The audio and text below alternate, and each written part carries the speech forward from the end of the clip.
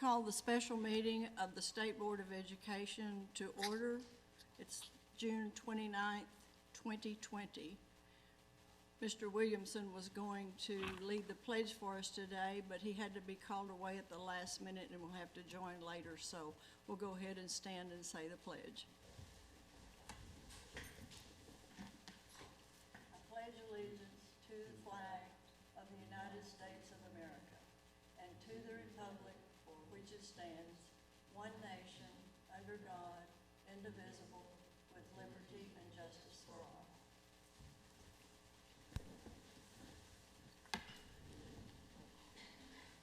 Welcome, everyone. I think I see everyone on the screen except Mr. Williamson and Dr. Hill, but we do have a quorum, so we'll go ahead and start the meeting.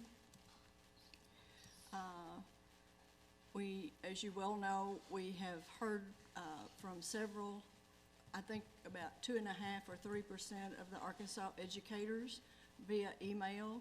Then we got some those that for public comment. I trust all of you received those over the weekend, and the ones that came in after 5 last night and have had a chance to look at those and read them. If anybody did not, we'll have time during the process of the meeting. Mr. Sutton, who will be the new board member starting July 1st, is watching on live stream, so we welcome him. And without further ado, we will start with the first action item. Will be presented by Dr. Pepper, right? And Ms. Salas Ford and Ms. Kaufman are both here if you need further information or explanation of these items. Dr. Pfeffer. Good morning, Madam Chair, members of the board. Ivy Pfeffer, Division of Elementary and Secondary Education. And I'm just going to kind of go back over the Arkansas Ready for Learning model and provide you with a little bit of information of how we got to where we are today and the decision that we're asking you to make. So over the past month, we've implemented Arkansas Ready for Learning, and there are different components to Arkansas Ready for Learning. And I was going to see, will we see the presentation, Dan? 1 second, we get a couple switches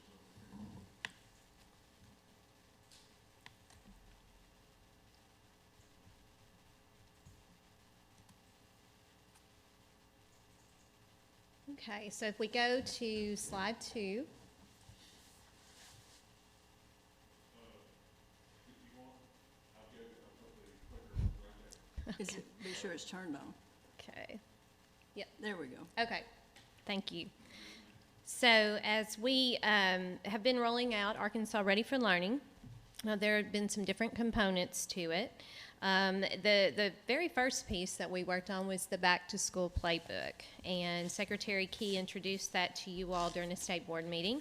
And I hope that you've had the opportunity to listen in on some of the sessions. I think last week at our ADE Summit, every single session around the Back to School Playbook was completely full. So educators have really gravitated towards this resource.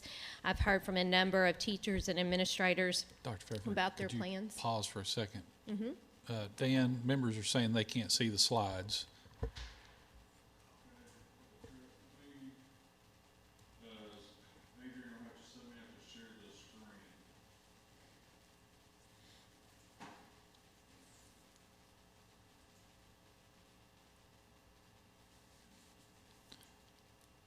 Okay, Adrian, I don't know if you heard Dan, but he needs to be set up so he can share screen. I think There we we got go. it. Okay, we got Okay. it now. Good, thank you. Okay, so you see the Back to School Playbook graphic there in the middle addressing unfinished learning. And as most of you remember, that was developed in collaboration with a statewide guiding coalition of teachers who have been involved in the PLC process. Again, wonderful resource. I think they're still adding to it, and it's going to definitely be a game changer when we're able to return to school this fall.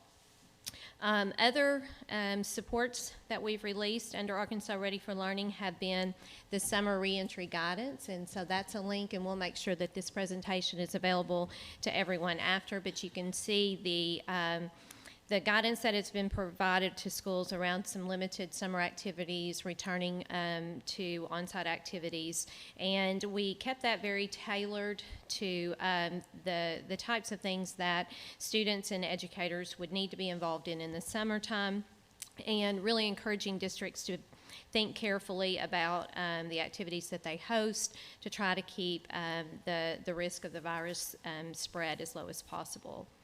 We also released the Planning for Re-Engagement document, and that's what you see on the left, and that Planning for Re-Engagement centers around a student-focused education with each of the 6 systems being addressed with guiding questions, with suggestions for what districts might need to consider for a safe return to school. And these are all available for anyone in the public, all stakeholders to access at the website, is that correct? Yes, ma'am, on our Arkansas Ready for Learning website. Okay, so Dan, you'll probably have to advance the slides now.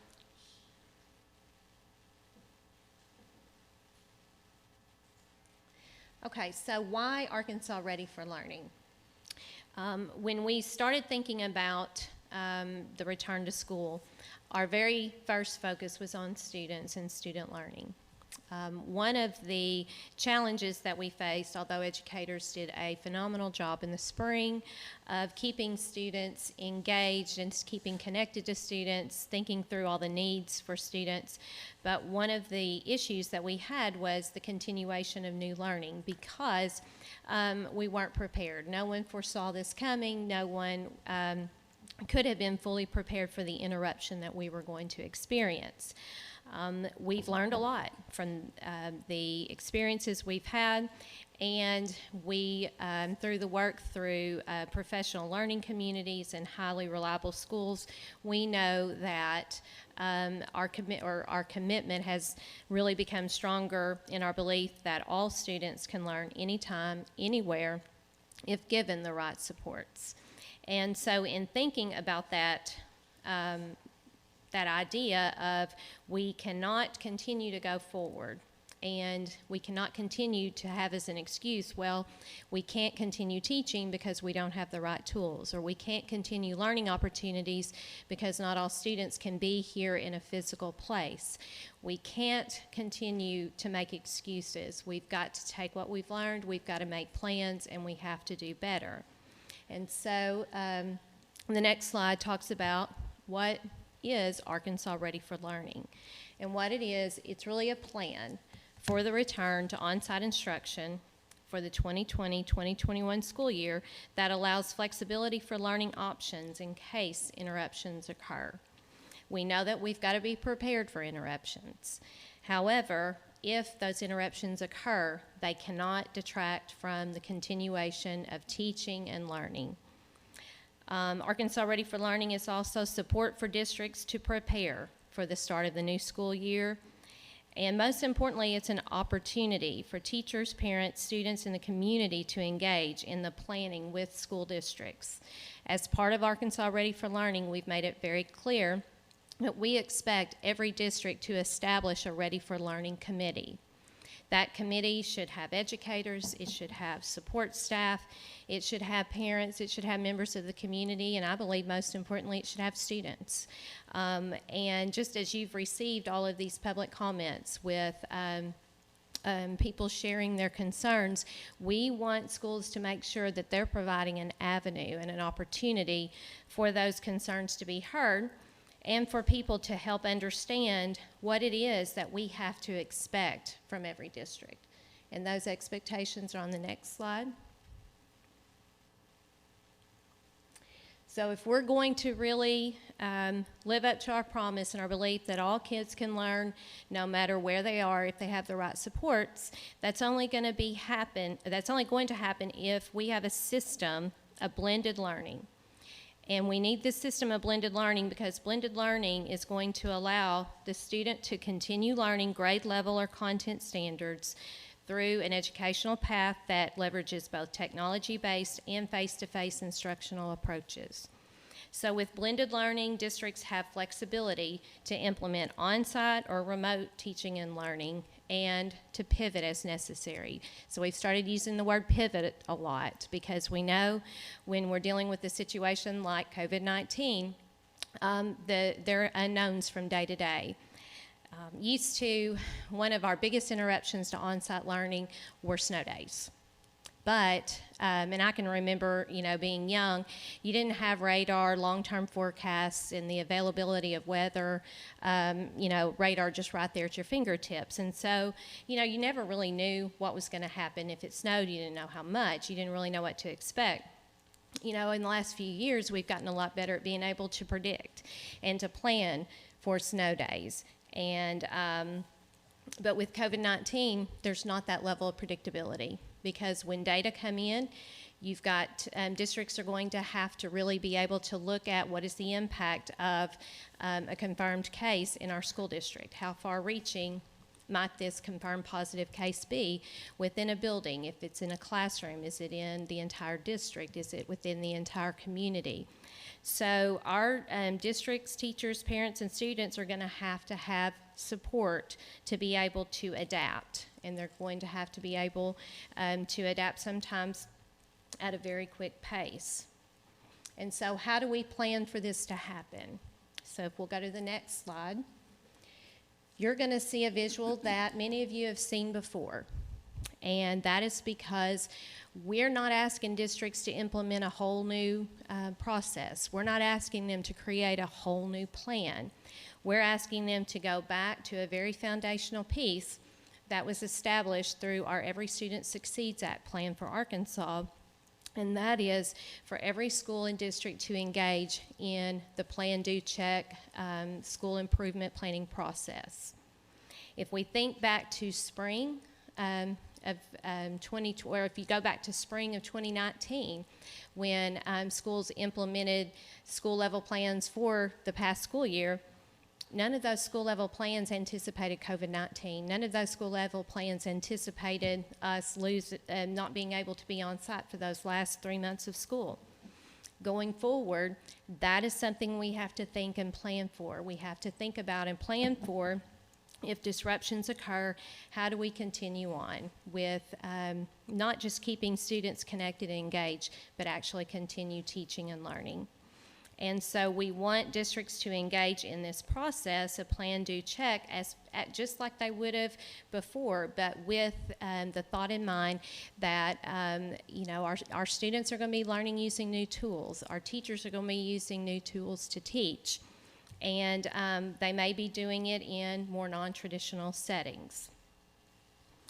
So in order to make this happen, we know that districts are going to have to be provided with flexibility. So on the next slide, there are two different avenues that we could look at to provide the flexibility that schools are going to need. And again, we know that with a blended learning system, it gives us the option of being in a classroom. It gives us the option of being off-site or in different locations throughout a school setting that may be more in line with guidance in terms of physical distancing. But in terms of giving flexibility, in the spring, we utilized the governor's executive order that allowed the division to waive or suspend statutes and rules that were needed, and there were some that had to be suspended during the end of the school year. Going forward, though, we felt like that the more streamlined process to ensure that there's uniformity, transparency, and alignment to district planning would come through this Act 1240 waiver process. But rather than just ask each and every district to figure out what flexibility they needed, then come back and implement a whole separate plan, that's why we wanted to take this opportunity to identify the types of waivers that we felt are needed in order to fully implement Arkansas Ready Learning Model. So implement that blended learning system, implement those the flexibility whether we're on-site or off-site, and to also do it in terms of the process that's already established for schools, to each school to have a school level plan, and then the district plan of support, which is a document that is developed, that is approved by the school board, placed on a district's website.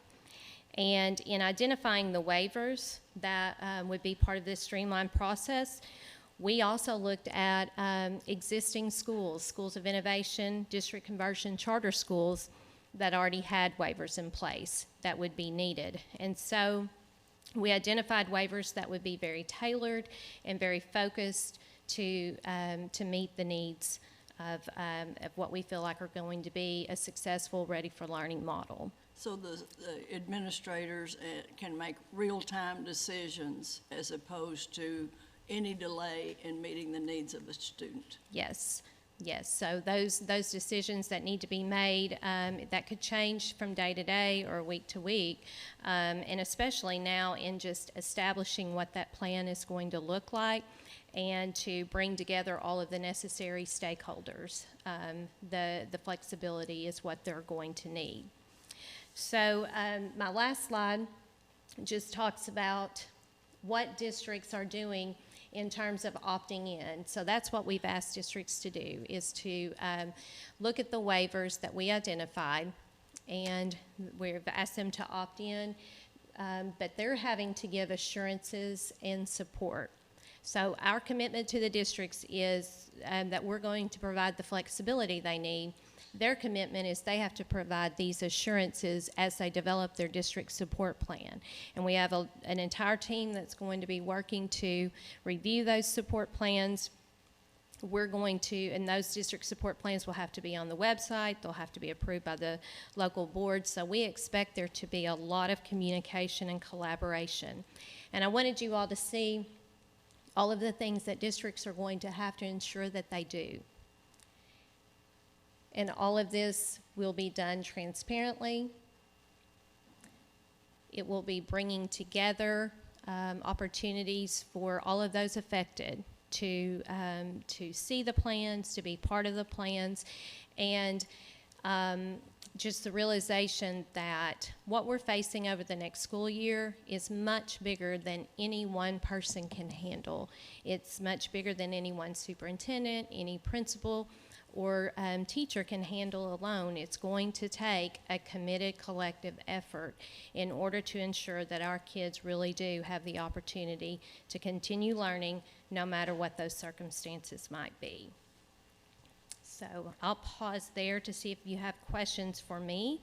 And if not, Ms. Hollis Ford is going to go over a little more detail with regards to those specific waivers.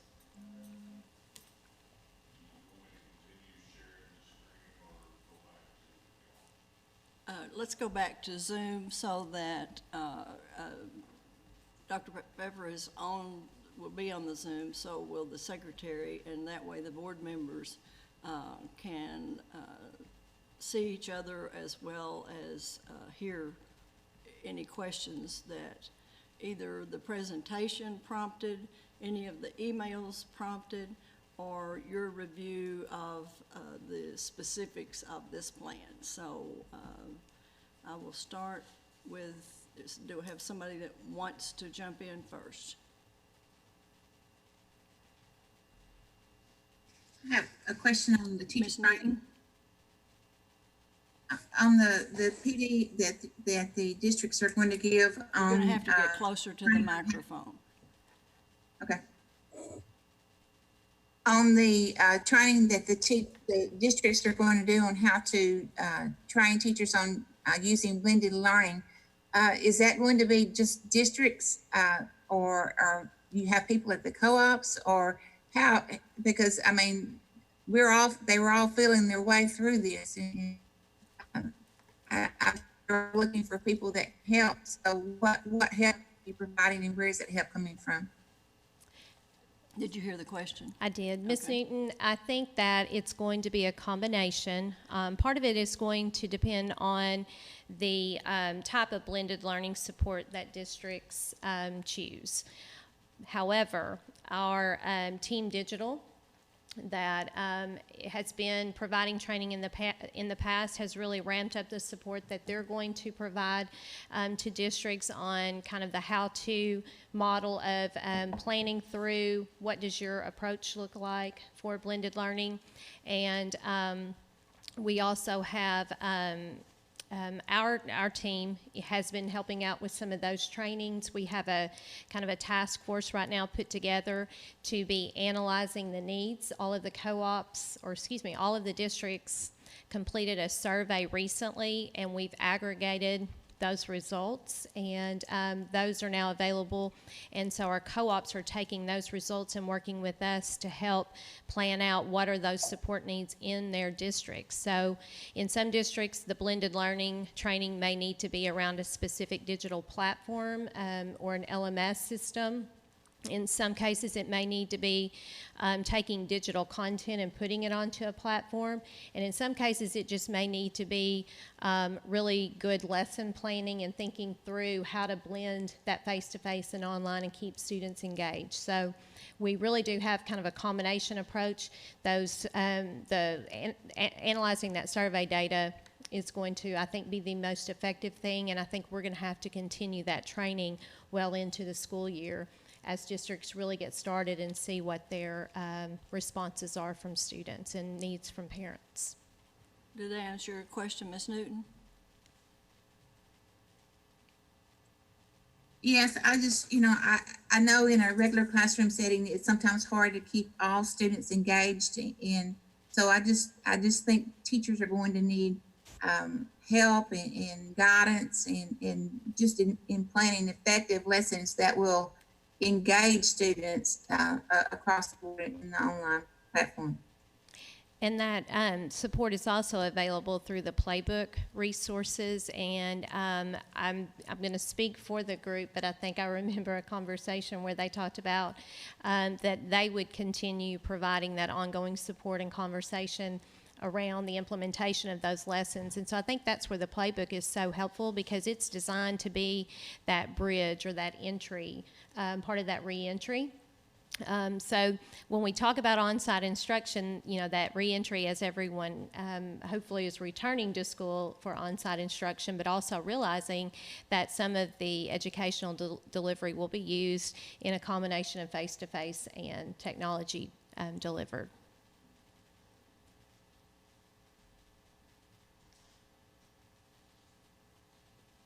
May I ask a question? Yes, Dr. Moore? Thank y'all for presenting. I know there's a lot of hard work behind this. I wanted to ask, as far You're as gonna the have to get districts closer that to your have- microphone, Dr. Moore. sorry, can you hear me now? Yes. As far as the districts that have applied for these waivers, what has gone through their school board so far?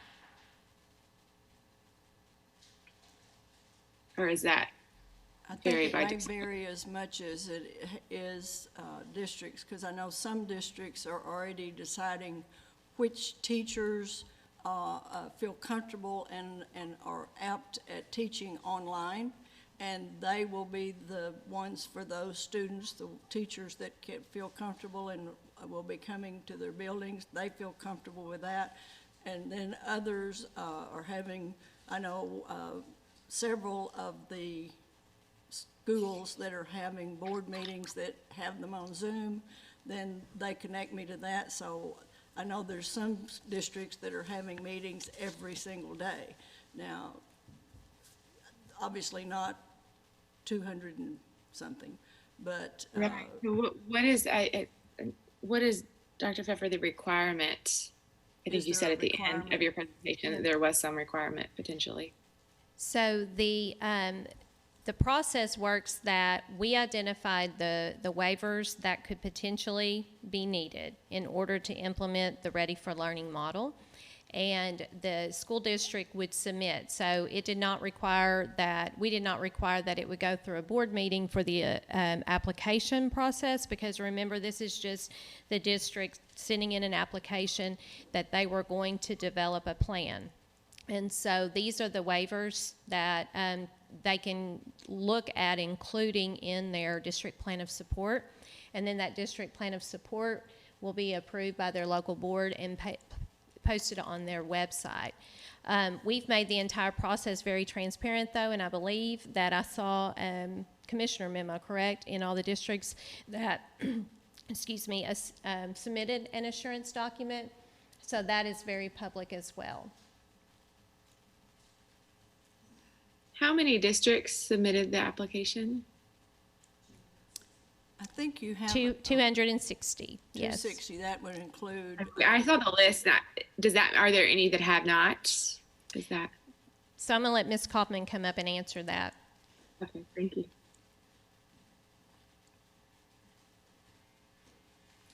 Deborah Kaufman, Arkansas Department of Ed, Division of Elementary and Secondary Education. 238 districts, 25 charters, 22 charters applied. So Okay. 260 total. Right, and we have 200 and how many? 70 something, right? 200, let me total it. I think we have 28 charter. 263 districts and charters. Okay, 260 applied. okay, The three that did not, one is the Division of Youth Services, which has an LEA number, which Right. does not need these. They can still implement Ready for Learning without the waivers. right, And the two virtual charter schools, who also don't need the waivers, but can implement Arkansas Ready for Learning. okay. Did that answer your question? Yes, thank you. Does And then someone- Do you have another What- question? Yes, I do. Thank you. Okay. Dr. Pfeiffer, when we were looking at the last slide that you had talking about the district's plan, utilizing a learning management system, I assume that most districts are already using from the fall some sort of learning management system, and this is not a steep new uphill climb for them. Is that the case, or is this something new that will be put in place in most districts?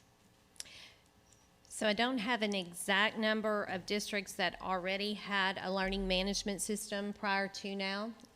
We, as part of blended learning, a district will have to have some sort of a learning management system in order to be able to digitally deliver content. So the state has provided support for districts in digital curriculum and a learning management system should the district choose to use that, or they could use something that they already had in place. The survey results indicated that Google Classroom was probably the most commonly used learning management system. So, you know, it's going to depend on what the district chooses to use. And, but yes, that is an option that we've provided for them as well. Okay, thank you. Someone else? Yeah, I have a question. Okay, Ms. So- McAdoo, I saw Ms. McAdoo first, and then we'll come to you, Ms. Woods. Okay, so based on what I just heard, the overwhelming majority of the districts in the state have applied for these waivers, and today you all are going to vote to approve on applications that have already been submitted. Is that the plan? Like they applied before? Yeah, they applied and in the process of their planning, because they wanted to know what their playing field looked like before they got any further into the planning process for that district. And I think what's important is that in the application, the districts are ensuring that they're going to have a continuity of teaching and learning. They're going to be providing a guaranteed and viable curriculum. They're going to be identifying how they're going to address unfinished learning from the prior year. They're going to be describing the learning management system that will be used.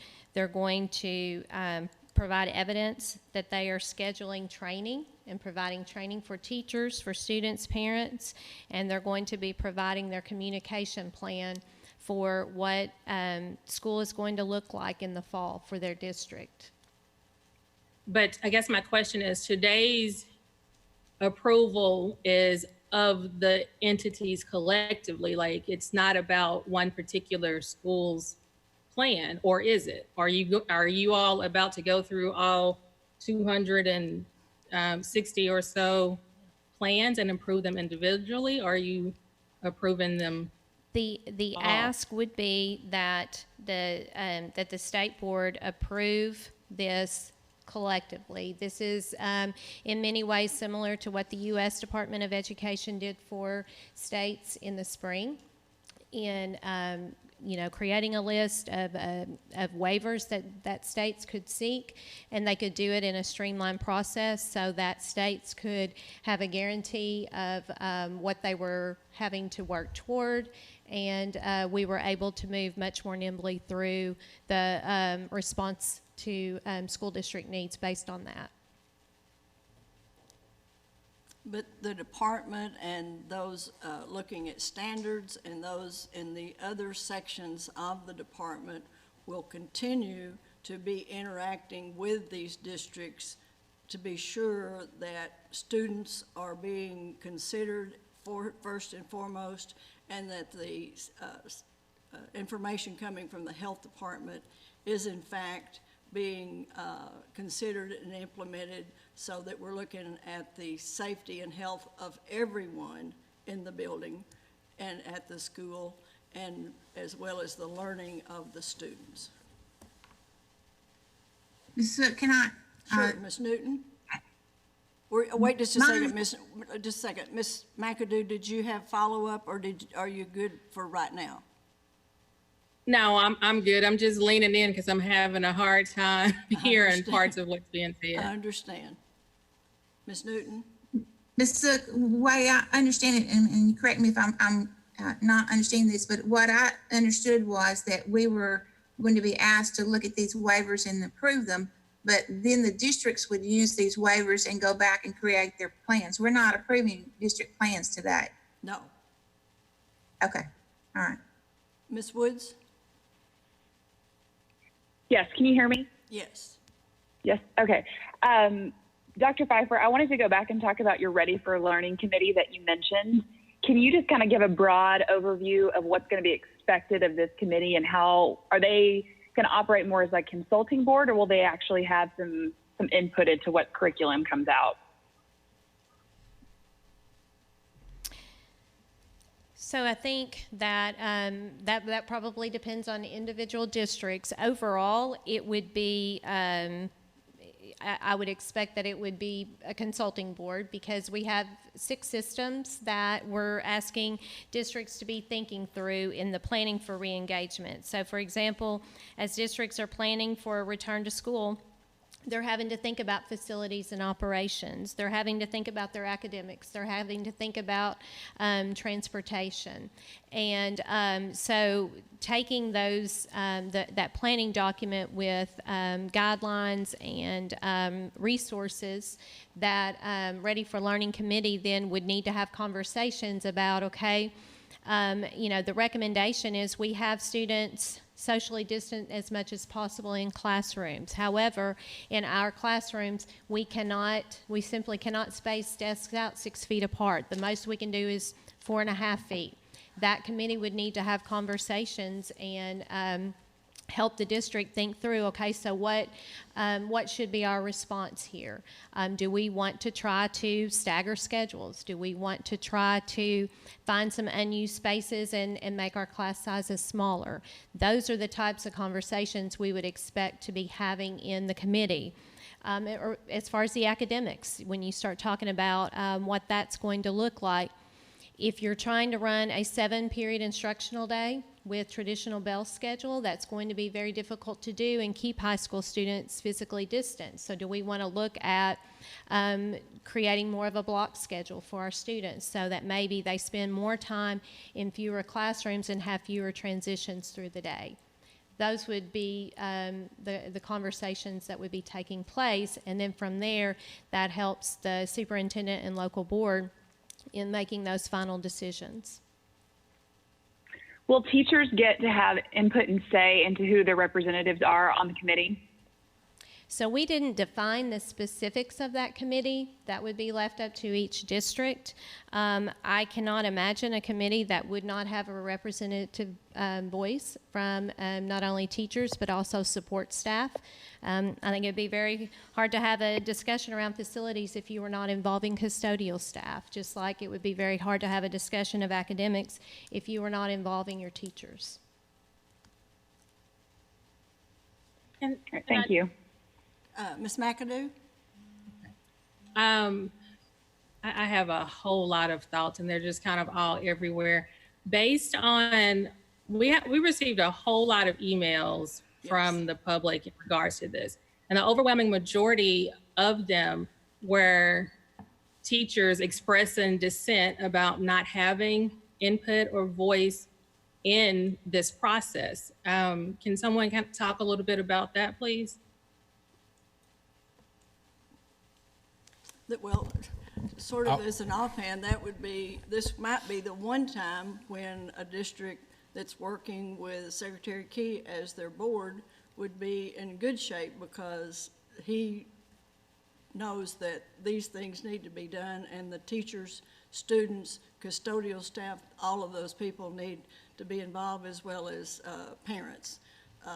But Secretary Key has a response. Yeah, so I would point out that, yes, there were a lot of email comments that came in on this, but if you look, it was not from, we didn't get 260 districts represented in these comments. So what that tells me is that there are districts that are doing well in getting teacher engagement and input, and there are districts that need to work on it a little bit more.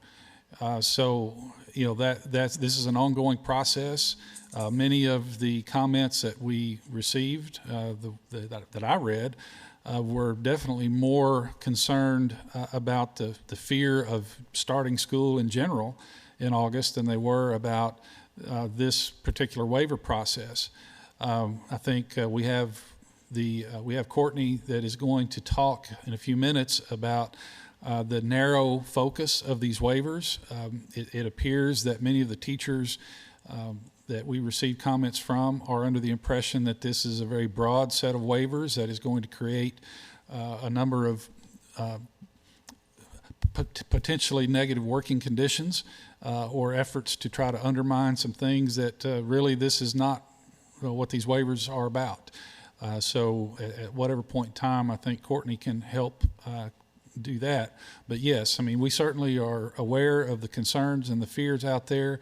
And I was just thinking, Ms. McAdoo, before you asked that question, that it might be good if if Dr. Pfeffer, if you could kind of talk about the outreach and the feedback, the Zoom calls or the conference calls that we've had on this, because we did reach out to representative groups to get feedback on this process. So that might be helpful for the board and the public to understand that, the efforts we made to try to get a variety of input on this process. Yes, thank you, Secretary Key. And I was just thinking again about, we're here today because the need for the flexibility is part of this overall Arkansas Ready for Learning process. And just again, going back to the fact that we cannot have another year where we make excuses for why kids aren't continuing to be taught. We have to do better because we've had the time and the benefit to start the planning.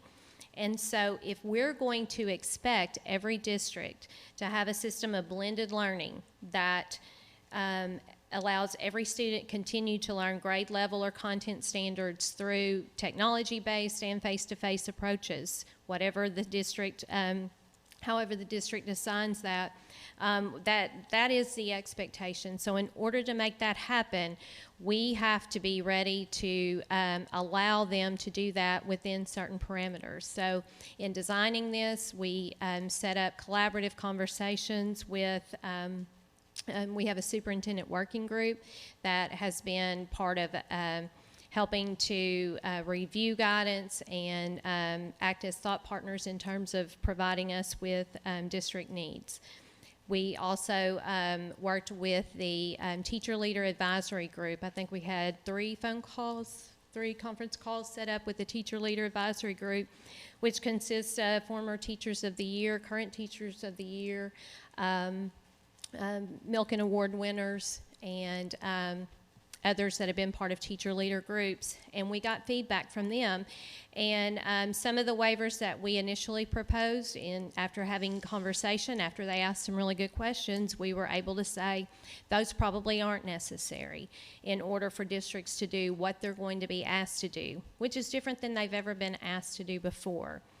And so we involved them in those conversations. We've also been having regular calls with co-op directors who then talk not only with superintendents, they talk with principals and teachers in their respective areas as far as what is it that you're going to need. So we've tried to make this a very inclusive process, very transparent all the way through. We worked with the Arkansas School Board Association, asking questions about, districts developing policies. What would the implications be for certain types of waivers if they did or did not have those? I did wonder about that, because I know a lot of school board members go through part of their training, required training for each year during the summertime, so they will be able to help with that. Did that answer your question, Ms. Woods? Okay. Secretary Key? Well, I think it was Ms. McAdoo that asked that last question. Oh, I'm Right. sorry. Yeah. I apologize. And I think it might be because of the questions, the nature of some of the questions we're getting now, Madam Chair, it might be good if we let Courtney Silas Ford come and talk about some of the nuts and bolts part of this. Dr. Pfeffer gave kind of the narrative. Ms. Silas Ford can give us the nuts and bolts that might address some of the other questions that may be pending right now in the minds of the board members. Okay, and your Zoom camera is here. Okay. And your live stream is up there. So if you want to address the board members in particular, this is your camera. All right, well, good morning, everyone, board members, Madam Chair, Courtney Salas Ford for the division. And yeah, I'm just going to follow up on what Dr. Pfeffer laid out for you all in the process and the plan, that we have gone through. So as she stated, any district that was interested in seeking these waivers had to sign and submit an assurance document, which was attached to this agenda item. Every assurance document looked exactly the same. So by that, districts were making a commitment to the requirements that were set forth in that assurance document, to have, as Dr. Pfeffer stated, a viable curriculum, to have training for teachers, and a communication plan for students and parents so that everyone was on the same page. I know in reading through many of the public comments that were received over the weekend, that was a recurring theme that I saw, was a need for communication and a need for a plan. And even though some of those things, some of the other public comments were not directly tied to the waivers, I think that is one way where these waivers are actually helping, is that it is requiring districts to have those communications, have the Ready for Learning team like Dr. Pfeffer stated, and have a plan of communicating what is going to be required and what school is, may look like, we plan for it to look like upon returning to school in August.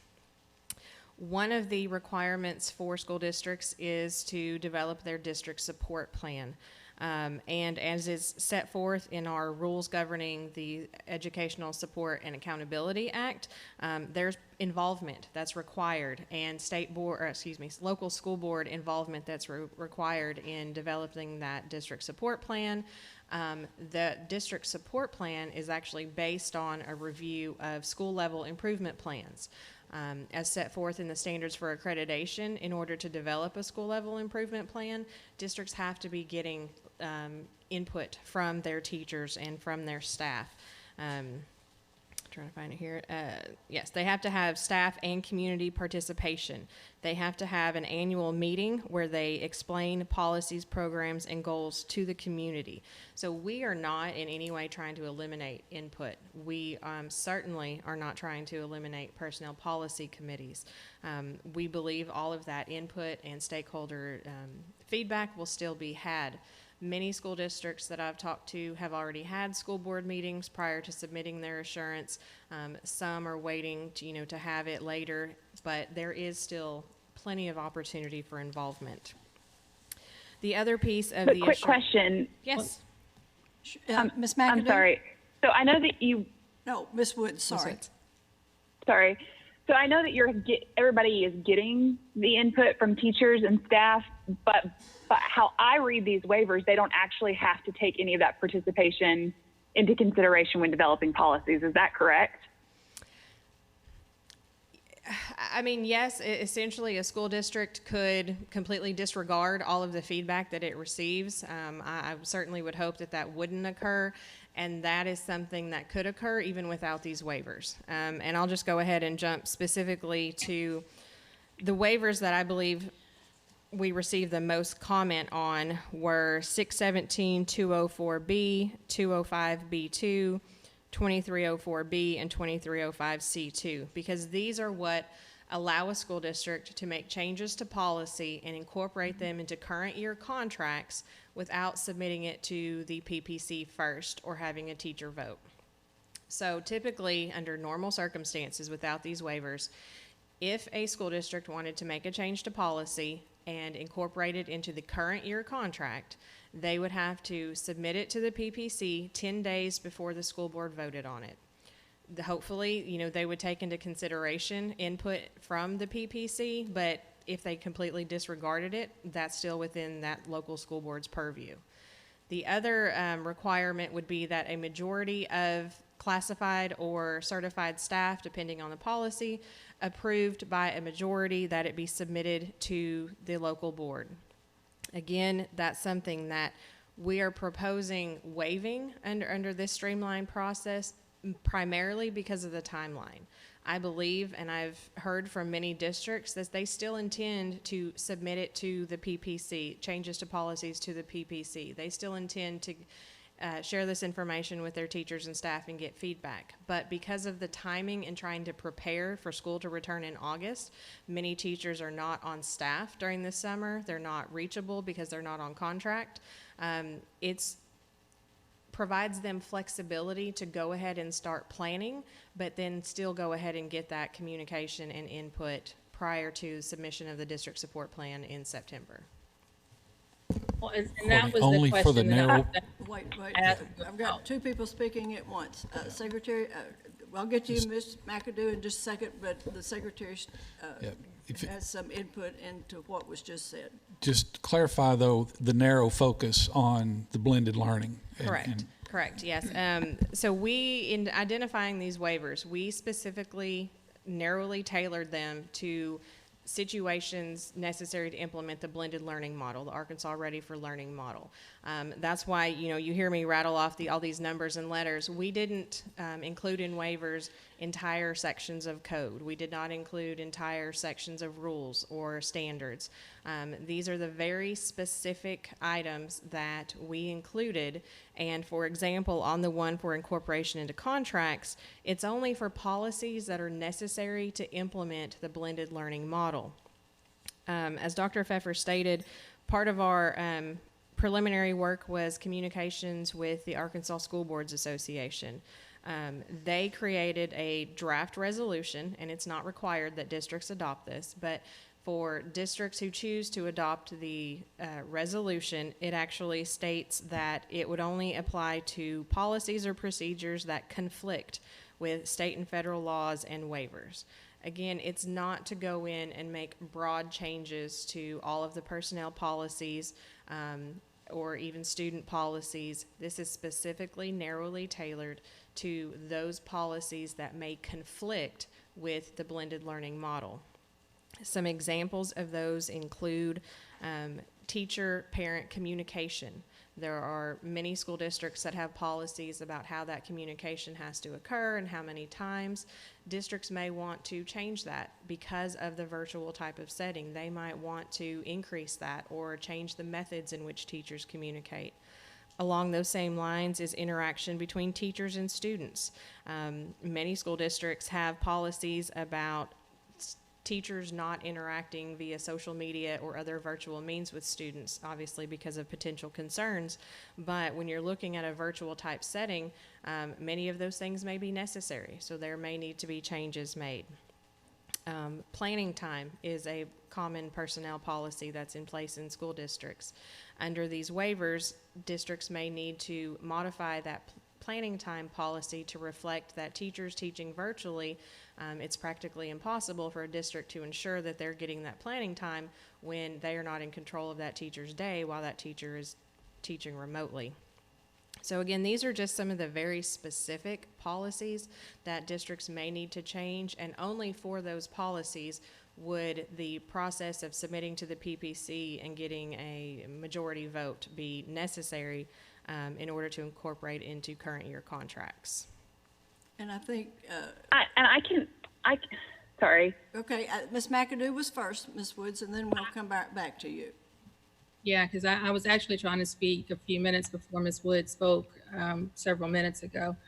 So I guess my thought here is, as a teacher, as a classroom teacher, one of the only structured protocols or structured ways that teachers are allowed an opportunity to officially have a voice now is through PPCs. And what I'm hearing you say is that they don't, because of time, we don't even have to go through the PPC. So I can understand why teachers would feel that they are not having an opportunity to be seen or heard. And I can understand, and when, full disclosure, I was on one of the groups a month or so ago when these were presented. And what I said then was that I thought that this was very dangerous. I thought it was very dangerous. And actually my exact words were dangerous and reckless, because I think that it just opens up so many opportunities to squash teacher buy-in, teacher participation, teacher voice. And I think that not only are students very important in the educational system, but teachers are just as valuable. And I still stand by those words that this is dangerous. Okay, before I come to you, Ms. Woods, let me word a question to Ms. Salisford. I know each of these assurances there's a preface statement on each one. Correct. That says only for the purpose of implementing the Arkansas Health Department's requirements or guidelines regarding health and safety. So if the PPC is meeting regularly, which they do, and a rogue person, superintendent, principal, or whatever, decides to they would need to demonstrate this is for this, or oops, you're right, it's not for this. So the PPC will still meet and have voice. It's just that the principal or superintendent or the board needs to demonstrate that the reason for that is thus and so.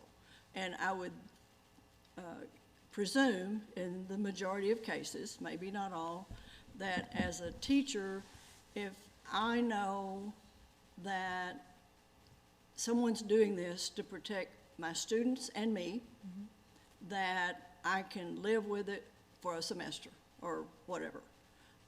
I don't know that they would feel, because there's never 100% of people feel anyway.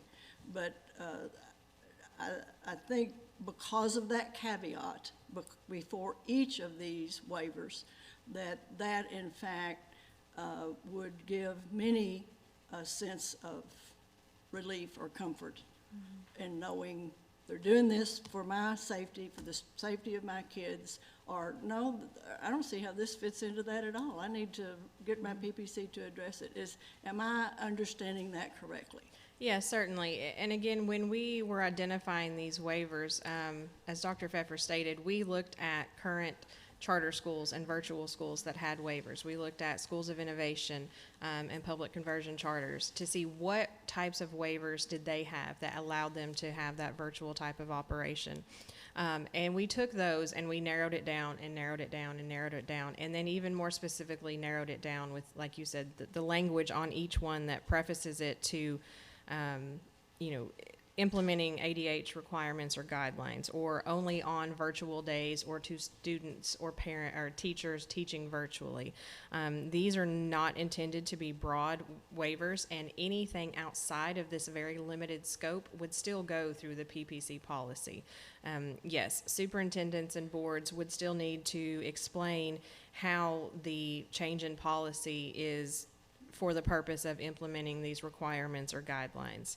Again, we anticipate districts in their district support plan to be explaining how they're using these waivers. As Ms. Kaufman stated, almost every school district applied, but some may choose not to use them. Even once they are granted, once they begin the planning process, to use a term we use a lot around here, it's kind of like having those tools in your tool bag. Districts will have these tools, but if they determine after their Ready for Learning committee meets and they do talk to their PPC and they talk to their local school board that they don't need them, they don't have to use them.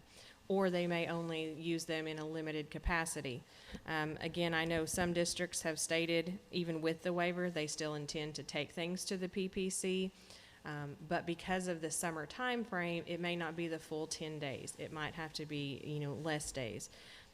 I don't believe that any district will just completely out, their PPC, keep them out of the process. Much like we couldn't have done this process without getting input from the various groups, representing teachers, representing administrators, representing school boards. Districts need that same input from their teachers, from their support staff, from their parents in order to develop a plan that is going to work for their district. Mr. Secretary? And just to follow up with what Courtney just said, what the state board gives, the state board can rescind. That's true. And just to make sure that the board members understand, if they're, because a lot of the questions that came from some of these teachers were, how do we hold school districts accountable? If the state board determines that they are using these waivers inappropriately, those waivers can be rescinded.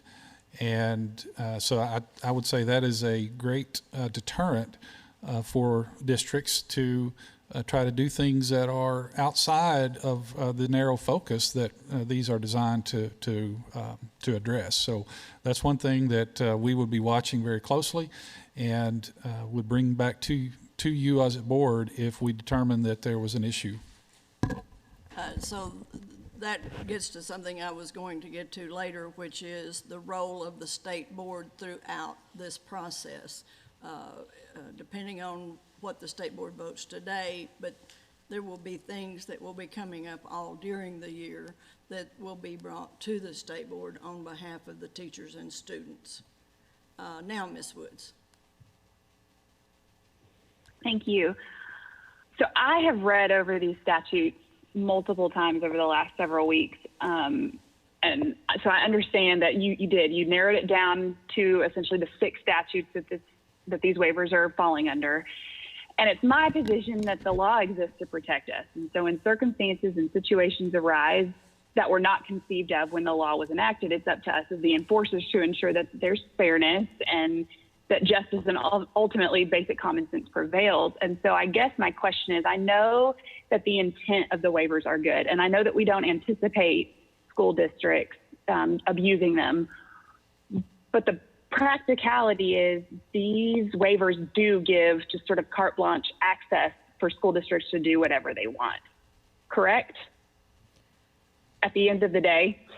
I do think that's a little bit of an overgeneralization to say that they have carte blanche to do that. And there are still accountability measures in place that if a district, we can't prevent all bad actors in any case. Right.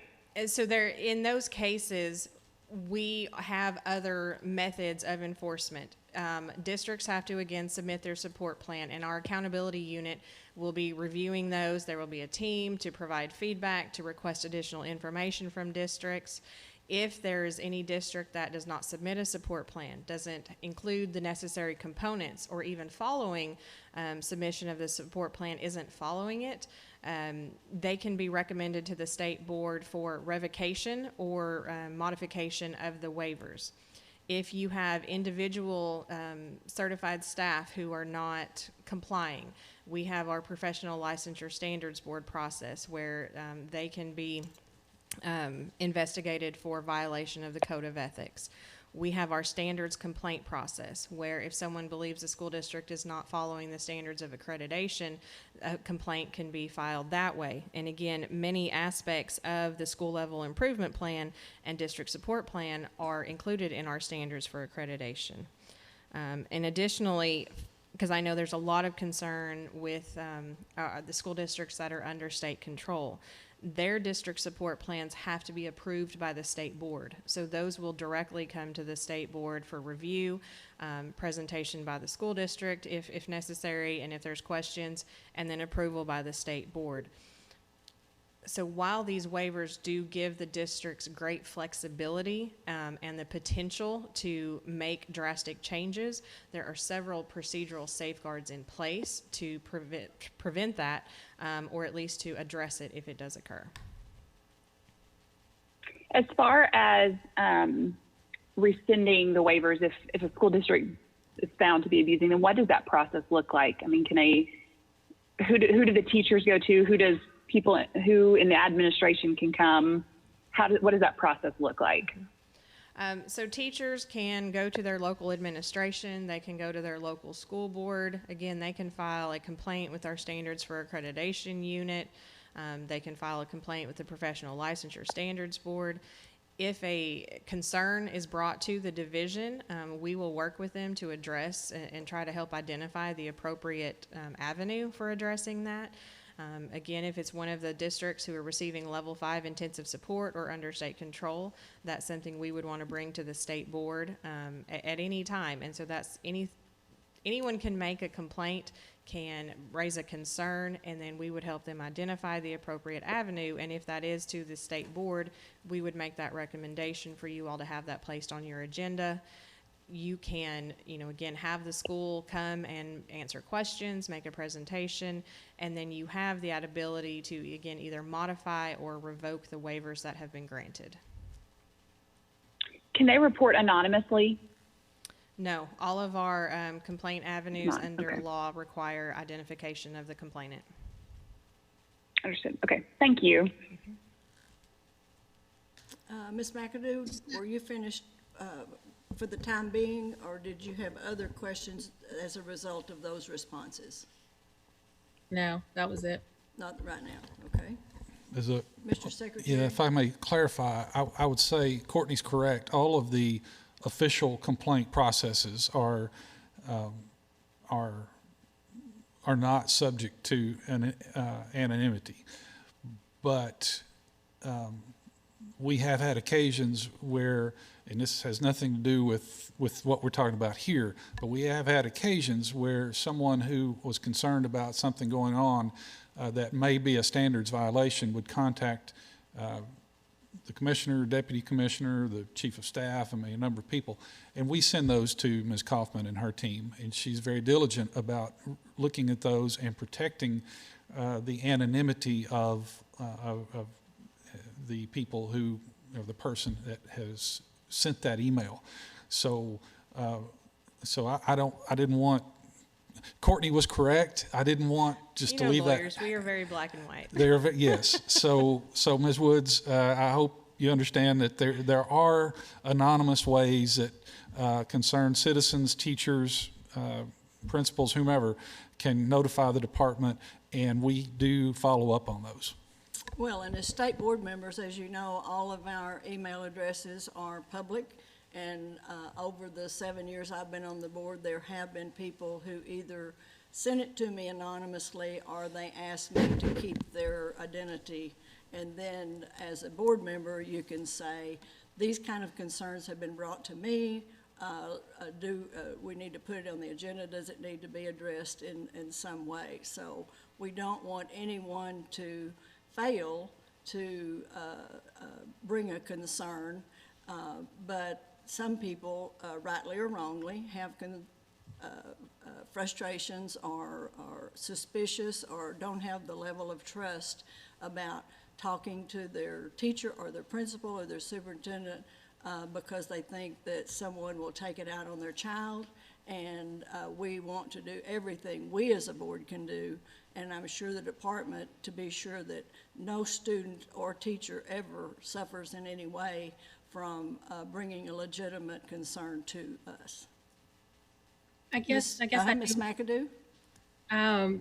So while we're talking about the process of emails and sending concerns to people, will the public have access to the comments and the emails that we all received? And will those people receive replies or follow up based on the things that they were concerned about? I started at the beginning when I started getting emails responding. I don't know if anyone else did. And then because I wanted to get them all read and time to think about them and take notes about them, I didn't respond to those I got at the end, not because I didn't read them and not because I didn't take it seriously, but I just, quite frankly, ran out of time in order to give a legitimate, rather than just, I got your email kind of response, but really a genuine and well thought through response. So anyone who wrote to me are the ones that they had the department forward to us, and all the public comment, those were read and taken to heart. And I know one question was, have any of y'all ever taught school? And of course, you and I both have. Dr. Moore has, Ms. Newton has, Sharice has as a homeschool parent, and Dr. Hill.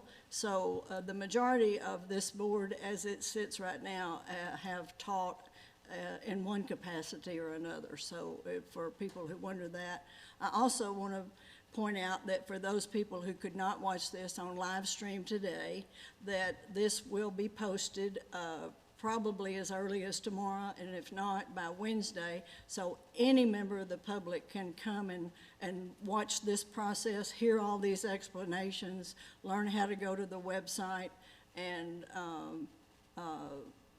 access. And sometimes more information clarifies some of the questions, because a lot of emails that I got were, this seems vague, or this doesn't seem specific, or this seems, along that line. And hopefully this meeting today, this stuff's on the website, and we'll help with that, because we talk in lawyer terms and education terms, which isn't always helpful to our parents.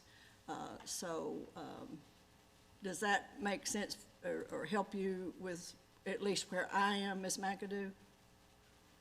It does with the second part, but the first part of the question was, like, if we were having a face-to-face meeting right now, those public comments, the audience would come up and they would express them so everyone would hear it, though their comments. And my question is, will the public be able to see those comments that were emailed? And then my mind went, well, I'll stop there and let you answer that. Well, I understand what you're saying. If I'm watching live stream and a person comes to the microphone and makes their comments, as opposed to us getting these in writing, and right, we're aware of them as a board, and it will have an impact and an influence on how we ultimately vote, but the public didn't get to hear the concerns and passion that were in these that were for public comment. Am I understanding correctly what you're asking? My question is, will the audience, is there a way that those emails that were public comments, will they be accessible to the public to read, I guess is Ms. Zook, let me help you. Mr. Secretary. Yes, Ms. McAdoo, yes, we can put those as attachments to the board minutes of this meeting. That would, just as it would be part of a record from our,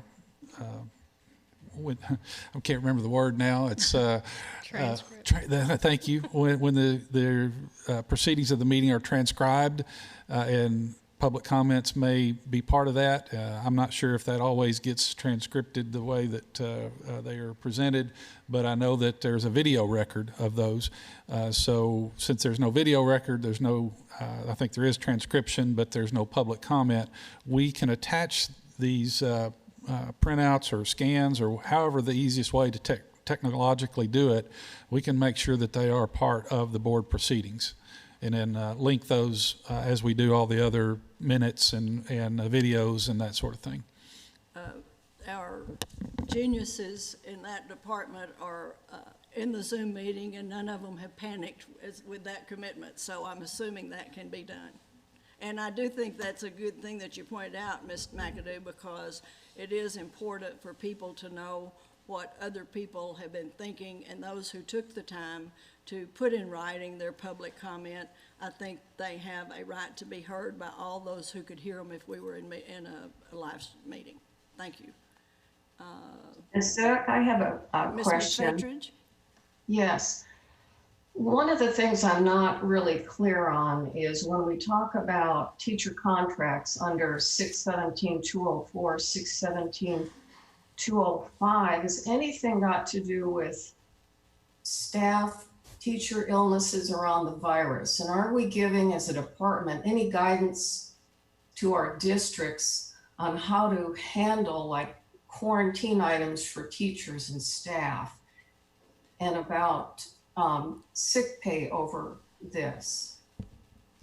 Well, I can speak for the legal division in that, because we represent the state board and not local school districts, we don't typically provide legal advice to school districts on these issues. I know the School Boards Association at their recent law conference had an attorney that presented, an attorney who represents many school districts, present on the different types of leave that is available. We certainly assist in any way we can in providing information about, FMLA and the Families First Coronavirus Assistance Act, ADA accommodations. But most districts would need to consult with their local legal counsel on actual decisions in applying those to their staff. Does that answer your So question, so the department really isn't giving any guidance on that? Again, correct? we can make resources available, but we can't inform districts of decisions to make or not. They need to seek local counsel on that. All right, thank you. Just, if I Secretary may Keith? add, Ms. Zook, Ms. Silas Ford's correct. We don't give legal advice, but as far as guidance on procedural concerns with respect to operational decisions based on, if you have a positive case in a building, we're working on those with the health department.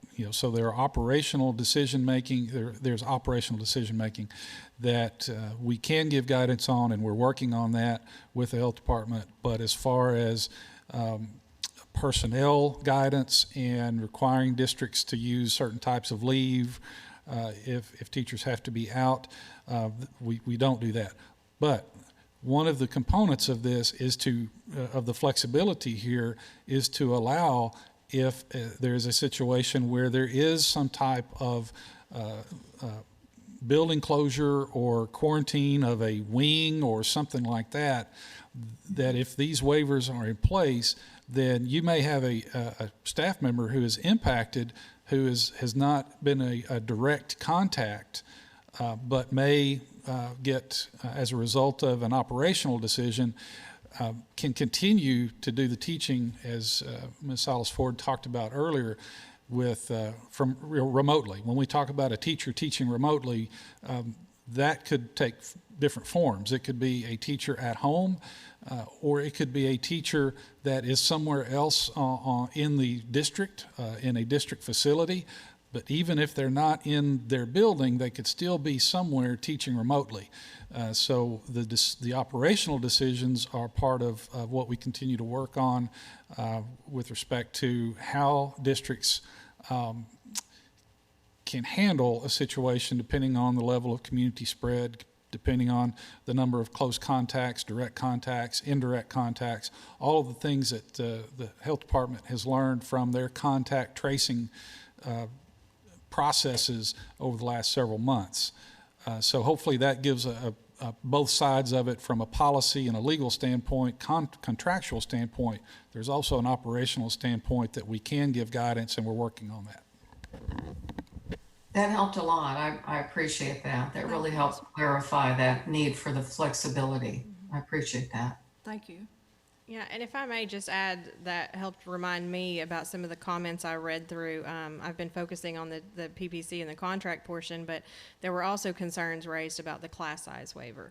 And again, the intent with that waiver is to help school districts to address situations like the Secretary Key stated, where a teacher may need to be quarantined or work remotely from home. And so the intent is not to allow more students to be packed into a classroom. It's to accommodate when some students are virtual and some students are in the classroom. The teacher might be in a different location. I know we saw many instances this spring where you know, one teacher at a school could be teaching multiple classes at different schools because there was a teacher short term not available, illnesses, you know, things like that. So again, it's about offering that flexibility to be able to pivot, you know, quickly and not delay the education being provided to students and not delay learning from students because of, I say, you know, laws or rules that make it prohibitive or restrictive on districts to not be able to address those quickly.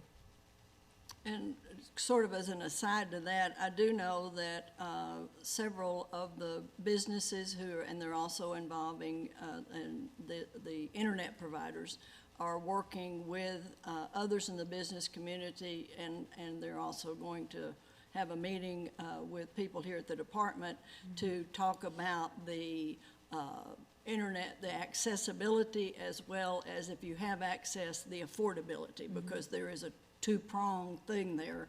I may have all the internet in the world, but I don't have enough money or in my budget to use that money to get more access, and I have 3 children who need to be on the internet at the same time. So those kind of things our stakeholders are in fact aware of and are working with because this takes a whole state of people. It's not just department, it's not just parents, teachers, students. It takes all of us working together to rise to this occasion. Others? Yes, if I could. Ms. Chambers, sure. Thank you. I'm learning I wouldn't be good at Jeopardy at all.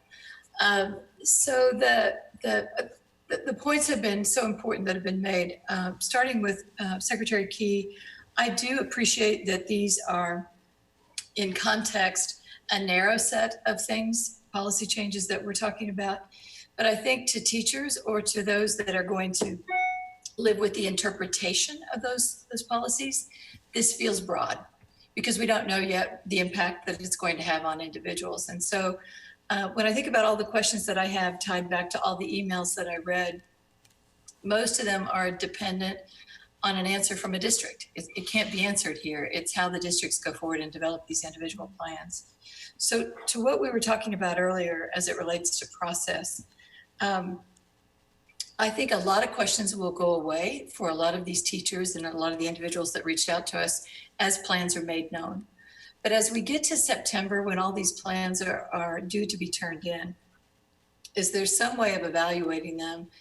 I do think most districts will do exactly the right thing and engage their teachers and engage the community, and things will be okay. Some may not be as adept at that. And the fact is, this isn't going to be static. We're going to come out with a plan and the virus is not going to care. And we're going to have to continue to evolve and to innovate. And so I think there'll need to be a continued support and for the interpretive process for the districts. 1, 2, I think that means as we're asking teachers and districts to work differently, I think we're going to have to work differently. I think we're going to have to ask different questions and listen differently. And even the rhythm of our meetings and the agendas are going to have to be different so that we're doing what they need us to do and to be as they go through a very fluid period of time. So the question, so that's the observation. The question is, Ms. Ellis-Ford, Secretary Key, are there opportunities that we've identified over the next 30, 60, 90, 120 days at the very least? Do we know what role we can play to give recourse to individuals within a district that have concerns after the plans are solidified? So as the plans are published in September, will we evaluate and or will individuals have an opportunity to raise their hand and say, I have concerns? Now that I have the details, I have concerns. And will we have an opportunity to play and support differently as the environment requires of us? And I hope that made sense. Yeah, I believe so. And yes, as we talked about, when districts are submitting their district support plans, I believe many will submit earlier than September 1, but even up until September 1, when our accountability team is reviewing those and helping to identify areas where there may need to be more detail or more improvement, asking about the communication and feedback that districts may or may not have had. There's an opportunity there for technical assistance to be provided.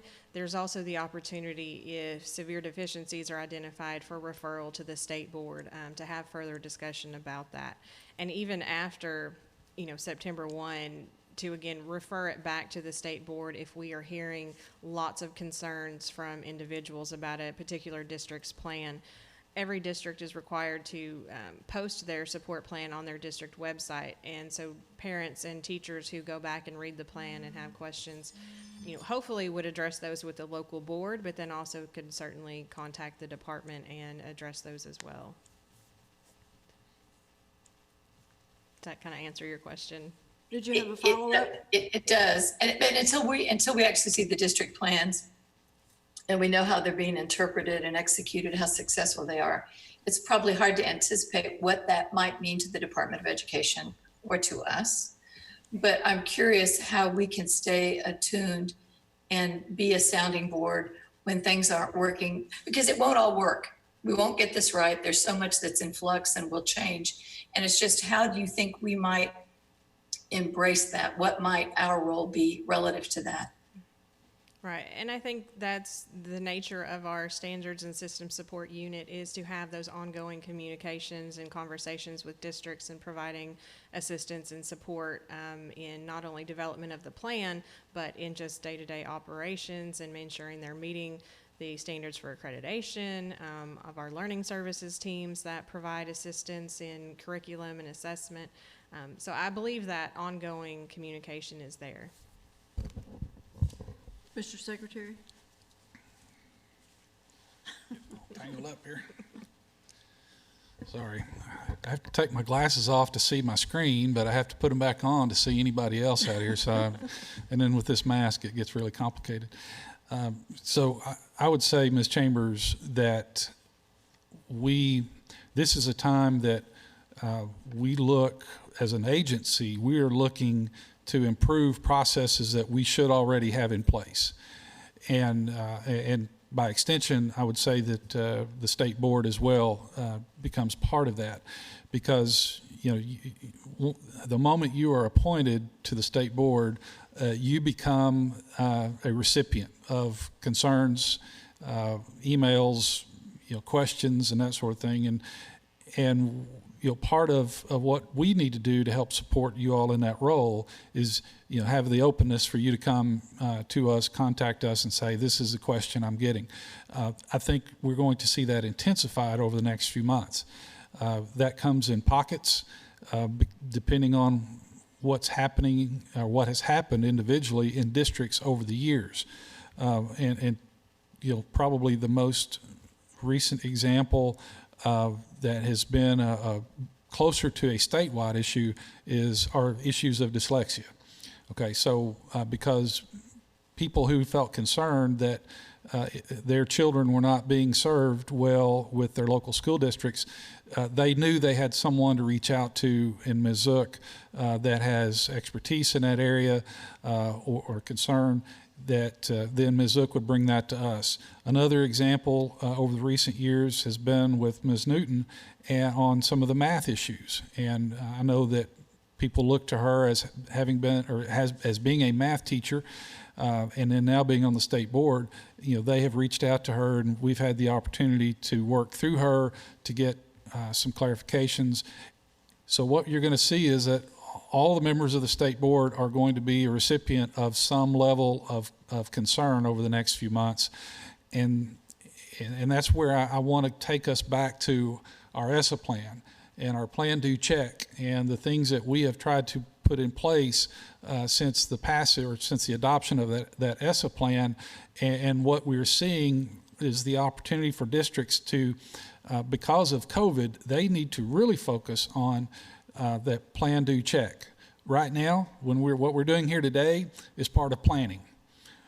We are working to try to help districts with this flexibility from the waivers, and as we, if y'all approve those today, then that becomes part of the planning process. As we get into August and September, that's the doing. And if at any point in that time, a district that is not doing that well, then it comes back up to the check. And that's where we are part of that process. You are part of that process. And then we engage each other in an appropriate way to make sure that we're providing feedback to the district that says, district, you know, this is a report we're getting. We need to check on this. And if we find that they are somehow violating the premise of what we're saying here today and the narrow focus of these waivers, then we bring that recommendation to you to say, look, this district needs to be called to account.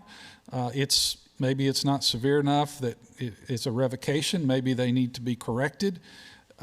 But that's why we're talking about and Dr. Pfeffer brought up that plan, do, check cycle. If it gets to the point that we feel like it is to the level of revocation, then we bring that to you. But it would be our hope that we could guide districts to help them make corrections, working with their stakeholders before it got to that point. Now, if we get someone or a district that is completely out of line with it and refuses to accept correction, then that elevates the process. So I just keep bringing us back to our ESSA plan. That's what we're doing here. It's only we're doing it in the context of a pandemic, which is nothing that we imagined when we passed that ESSA plan, but it's something that fits in the work now that we're doing, and it's more important than ever that this plan, do, check process be followed and be engaged at all levels. And I think that's where you all are going to be able to help us with that. I also think that based on the emails and the public comments that we got, that had this been coming up in early April, it may have been the majority from a totally different part of the state. But now, because Northwest Arkansas is experiencing a surge in the number of cases, the vast majority of the emails that we got were from Northwest Arkansas, primarily Washington County. Whereas if we'd have done this in April, it might have been Jefferson and Pulaski County primarily. So I think it's all over the state as people are in the middle of experiencing different superintendents and boards will find the need to implement or not implement different ones of these waivers at the time, in real time. So that was some of my takeaway from the emails that we received and the public comment emails. Well, and Ms. Zook, if I could make one last comment, please, to that point. And I so appreciate what Secretary Key just said. I think when you're talking about waivers and you're talking about the degree of uncertainty we're all facing in so many aspects of our lives, you obviously and understandably have people feeling very vulnerable. And so to something also that Mr. Key said earlier about trust, where we already have strong trust and relationships, folks may not feel excited about the times that we're in, but they feel better about the process that they know we will work through. And I think it's just so important for everyone to know there is a place for them to bring their concerns if and as things aren't worked through, plans aren't put in place that they believe are healthy and in the best interest of kids and teachers. And so I do think it was so important that Secretary Key reinforced we are going to expect the best of everyone and that good things will happen. But there is a place and there is a responsibility we have at the State Board of Education to address issues in this very fluid situation if things are not as they should be. So thank you. Thank you, Ms. Chambers. Ms. Newton? Can I ask a question? Just talking specifically about the personnel policy issue. Could you get closer to your microphone? I'll try. Okay. Talking specifically about the personnel policy issue, is it my understanding the reason that you're putting this one forward is the time issue, the 10 days, that the board didn't have that 10 days to bring this issue before teachers, and that 10 days was an issue. So I'm having a little bit hard time understanding why 10 days we wouldn't have 10 days to make sure that teachers had a voice in the planning part. But my other question along with that is if we went ahead and approved the waiver, how long is this for? Because if they're doing their plan and having it submitted by September 1st, would there be a need for this waiver after September 1st? So I'll answer your second question first because it's easier. These waivers are in place for 1 year, from July 1st of this year to June 30th of next year. Any district that would want to extend the waiver or ask for different waivers than what's identified here has to go through the traditional waiver process and bring it to the board. Back to your first question about the Personnel Policy Committee and the reason for those waivers. While we hope that many districts will sit down on the front end and look at everything and have a plan that works, as we experienced in the spring. There may be times where they didn't anticipate something that might happen. They might not anticipate a change to a policy that's needed. And so if it should occur that they need to make a change in policy, 10 days doesn't sound like a lot until you're in an emergency, until you're in a crisis situation where all of your administration is suddenly sick or all of your teachers are suddenly sick or need to be quarantined. So it would be 10 days that they would have to submit it to the Personnel Policy Committee prior to voting on it by the board, which also requires notice of the board meeting. Then there's the voting aspect where a majority of the staff would have to vote to approve that for incorporation into the current year contract.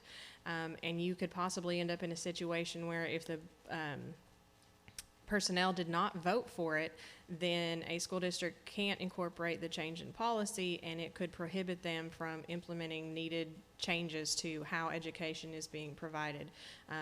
And so again, it's not about, I guess, providing just these open, avenues for districts to make changes. It's about them being able to respond if needed to emergency changes, to scenarios or situations that we're not anticipating or would not have anticipated prior to this pandemic. And there is a level of trust that we have to instill in districts that they will do the right thing, but that knowing there's accountability and avenues in place should we need to address them.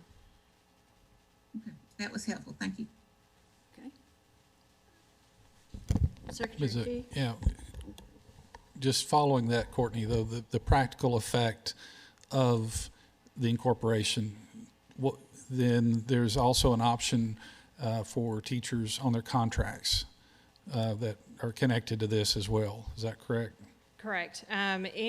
We did not, and when we were looking at the available waivers, one of them that was proposed that we did not choose to incorporate was after incorporation into the contract, teachers have a 30-day right of rescission that they could choose not to continue with their current year contract, and that is still in place.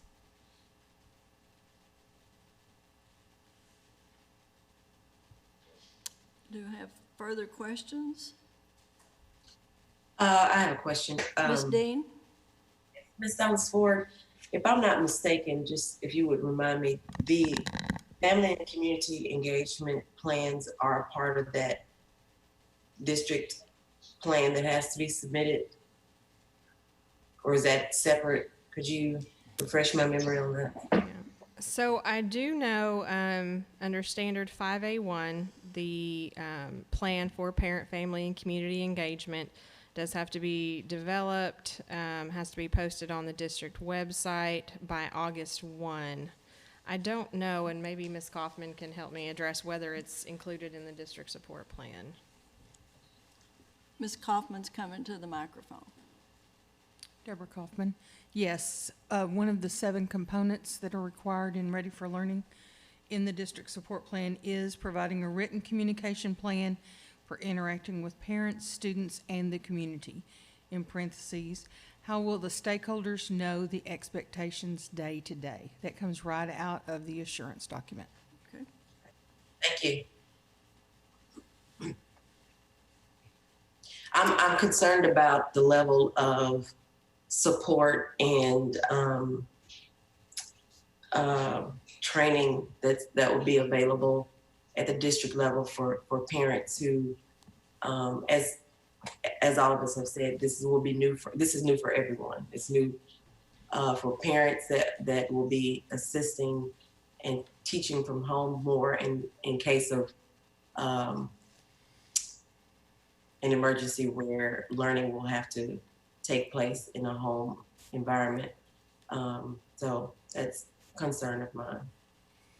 Ms. Kaufman? Also included in the assurance document, one bullet ahead of what I just read to you, is the other component of the plan must address how the district will effectively use technology for parents and students. And so part of that explanation is, what support are you providing so that parents and students will be able to use the technology effectively? I'm hearing from districts. I've read every one of these applications, talked to many school districts, and they're having these conversations and they're planning for these. And some of our school districts are planning to have days where they're practicing using their technology with parents, with students. So I'd say give them a little faith here. Got some pretty amazing people in the state. Yeah, and I think because our most recent experience was like all of a sudden keep the learning going, no new learning,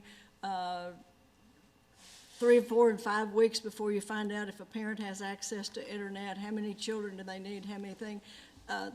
That learning curve has taught the districts what it is they're going to need to do between now and when school starts, and then even after school starts, how they will keep doing that. So good or bad, we learned in March, April, and May, and to this point in June, and we can benefit from that learning as the districts plan forward. Does that make sense? Okay. Thank you. Do you have any other questions? Dr. Moore? Yes, I hate to circle back to this because I know we've touched on it, but Courtney, could you go in just a little bit more detail? The second set of waivers are supposed to pertain to only virtual teachers and virtual instruction. But I know we received a lot of emails that there may be some, this might pertain to everyone at any point in time.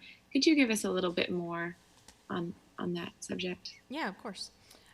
So yes, the second portion of the waivers has not only limitation language that applies to all waivers, but then these have additional language limiting them specifically to summarize a virtual type of setting. So whether it be that the entire school is virtual because of necessary closures, whether it's a teacher who's had to be quarantined, or cannot be on site, whether it's students. So the specific virtual situation only. So if half the students are virtual and half are on site, this only applies to the virtual.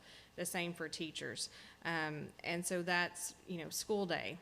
If students are at home, much like we saw in the spring when we had to make sudden changes, a 6-hour school day is not feasible, nor is it probably the best type of environment for students who are at home to try to be engaged, with a teacher for 6 hours per school day. Any students who are on site, however, will still have that 6-hour school day. What's that one? The duty-free lunch and planning time specific to teachers, again, only to teachers who are off-site.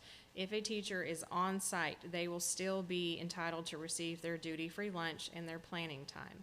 Now, we know that things might look differently, and so some scenarios we have discussed are, students having to eat in the classroom. It may be that a teacher has to stay in that classroom with those students because we don't want a large group of students being in the cafeteria. Just because the teacher has to do that during the students' lunchtime doesn't mean they still won't be entitled to a duty-free lunch sometime during that day. If you have teachers who are maybe on-site 1 or 2 days a week and then teaching off-site for the other 2 to 3 days a week, for the time that they're on-site, again, duty-free lunch and planning time must be provided, and districts will need to look at planning time on a proportionate basis to see how much time they must get while they're at school. But the time that they're off-site, it would be very difficult and just not feasible for a district to try to ensure a duty-free lunch or planning time. They are less in control of the teacher's day when that teacher is teaching off-site. So it's going to depend on not only how the school is operating, but individual teachers, individual students. And again, what we will be looking for from districts in their support plan is telling us how do they think they might be using some of these. Do they plan on all teachers doing both methods? Do they plan on some teachers being solely off-site and some on-site? But then also kind of a contingency plan of if you suddenly have to have a majority of your teachers in quarantine or off-site, what that will look like. Does that address? Yeah, I think that's really helpful. And I think it is important, as I remember, that districts will not, they won't have to use these. They will hopefully use these in the best interest of their teachers and students. And this does not mean that, if a teacher is teaching online instruction, they're teaching all day long and get no break at all. Right. That is not the intention of what Correct. This is, as I read it. Correct. Let me look at my Along that same line, Ms. Newton? Along that same line, I think from the emails that I read, talking about the duty-free lunch and the planning time, was not the offsite, was not what was concerning, but the phrase in there that says, when necessary to implement ADH requirements or guidelines, I think that little statement there made it seem like that a school could apply that on site. Does that make sense? Yes, and we did add that language after having discussion with some of the multiple groups that Dr. Pfeffer addressed at the beginning,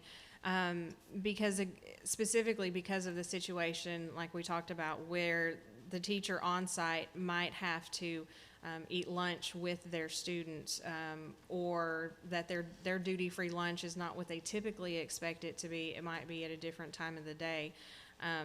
Again, districts are going to have to justify those decisions, not just say, well, none of our teachers are getting lunch because they have to clean their classroom during their duty-free lunch. That's not the type of situation that we envisioned, or do we expect that that's the type of situation that school districts would do. They are going to have to justify based on their use and their circumstances, looking at their staff and their students in drafting that plan of how they think it's going to look and work in their school district. And I think too, because we do have virtual charters that have been up and going, not only in Arkansas, but across the United States, is teachers taking opportunity to communicate with those teachers to, how do you do this? How would you plan for that? Help me as I work through that. So regardless of what you think about virtual charters, they in fact have had this experience, and many parents, thousands actually in Arkansas, have chosen that for their children. Do I have other questions, observations, comments? Do I have a motion?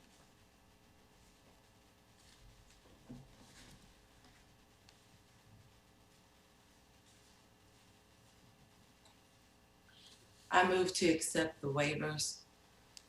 We have a motion. Is that the properly worded motion to approve the waivers? Yes. We have a properly worded motion. Do I have a second? Second. Motion by Ms. Dean, second by Ms. Chambers. Let's have a roll call, please. Do I have any further discussion? Seeing none, could you call the roll, please, Mr. Secretary? Ms. Woods? You need to take yourself off mute as you vote, please.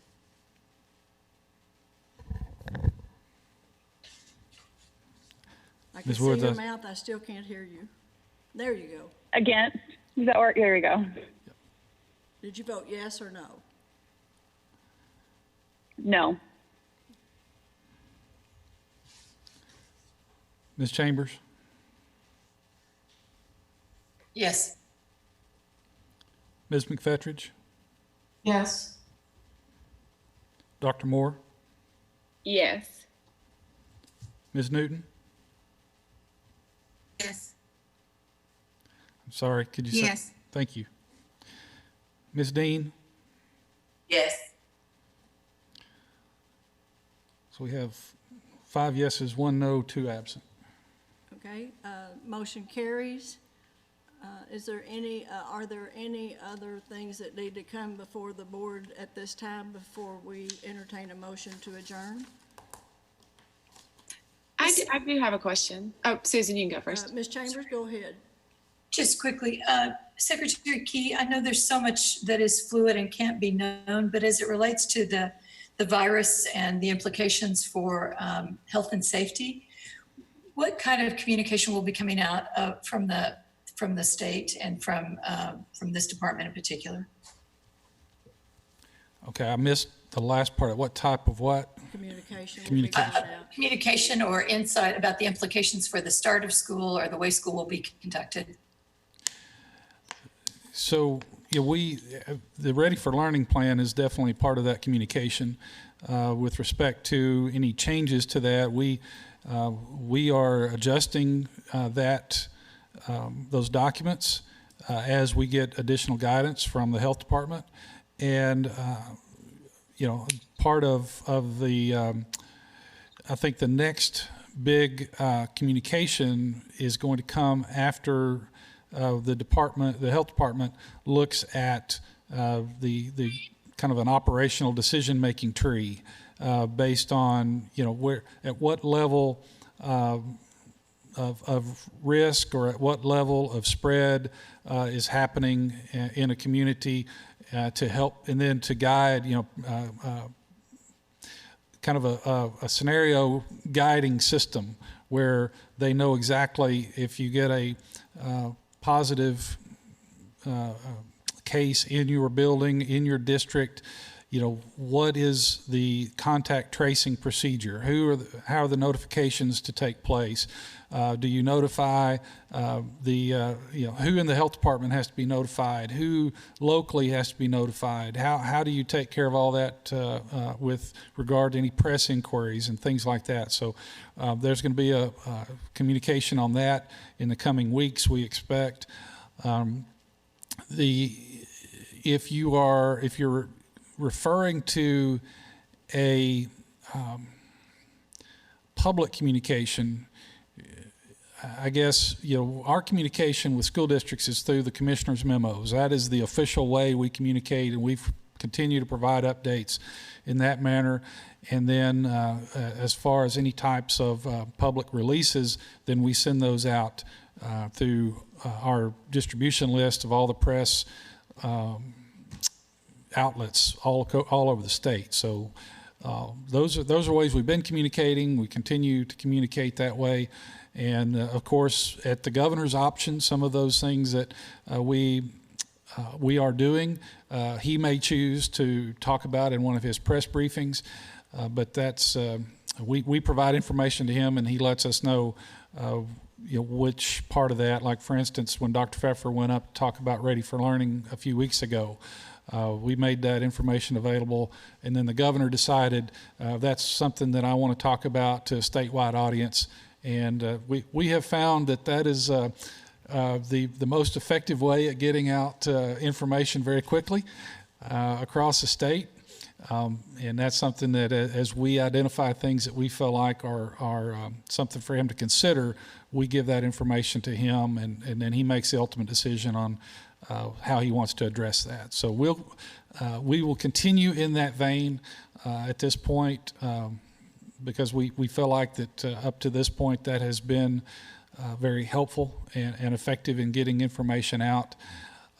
One thing we learn is that sometimes, even though we talk about things, we put out the facts, the social media doesn't always follow our timeline. It doesn't always follow our released information the way we would like for it to. So we are monitoring that and then responding to that as necessary when we see that there are some confusing things out there. And that's why we noticed that in the last few days, some of the things we addressed today were specifically in response to some of the concerns that we saw coming out on social media and through the feedback from teachers and other patrons around the state. Thank you. And once again, remind that these minutes and this meeting will be archived, and so the entire public will be able to access those and maybe get clarification on some things they were not otherwise. All of the public comments will be linked so that everyone can read and see and hear the kinds of comments that were made. It's unfortunate that we have had to adjust it this way because we do like to hear from the public, but it couldn't be.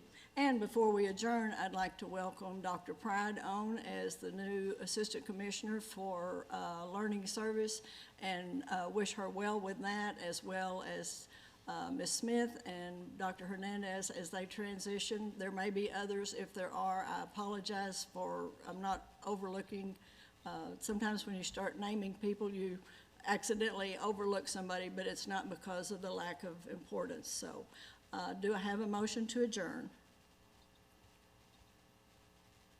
Can I add one more thing, Diane? I'm sorry. Sure, Dr. Moore.